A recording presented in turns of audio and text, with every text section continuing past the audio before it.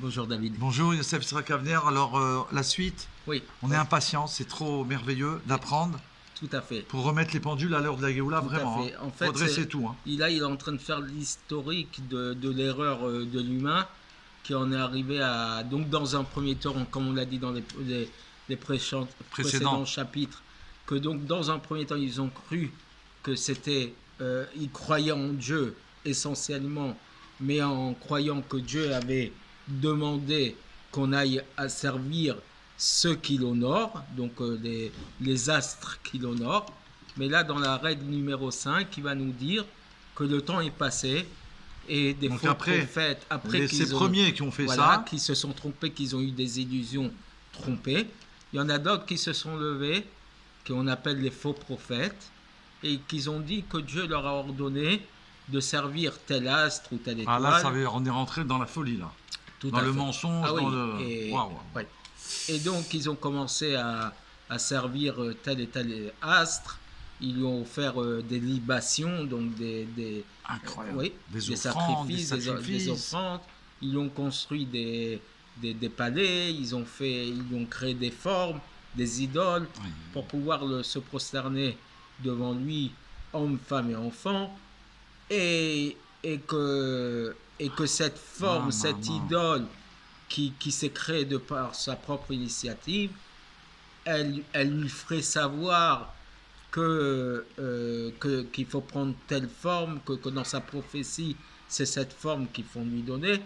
Et à partir de là, ils ont commencé c'est une invention totale, à créer des idoles, toutes formes de formes dans leur palais, sous les arbres, sur les montagnes, dans les plaines.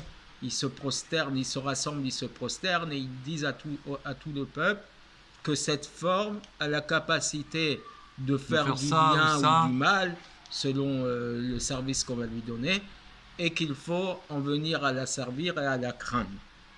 Leurs prêtres leur disent que grâce au service de telle forme, vous allez réussir. De telle idolâtrie. Et voilà. Et vous allez avoir du succès, etc. Voilà. Et donc, il faut faire ceci et ne pas faire cela. Sur mensonge. Et d'autres sont venus et ils ont dit que l'étoile elle-même, ou la planète, ou cet ange leur a parlé et qui leur a dit de le servir, et qui lui ont fait savoir de quelle manière faut-il le servir, ce qu'il faut faire ou ne pas faire. Et ça s'est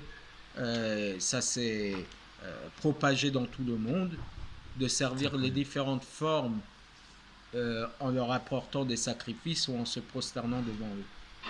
Et donc, plus le temps est passé, et plus Hachem a été oublié. Ils ont cru plus après aux fausses divinités qu'ils ont fabriquées. Bien sûr. Du coup, on a oublié le vrai créateur, l'unique créateur. Jusqu'à ne plus savoir s'il existe réellement, donc ne plus le reconnaître. Et donc le peuple, l'humanité entière, hommes, femmes, enfants, ne connaissent finalement que des formes de bois et de pierre, des palais de pierre. Ils attendent des résultats de ça. Par lesquels on les a éduqués depuis leur plus tendre enfance, de s'y prosterner, de les servir.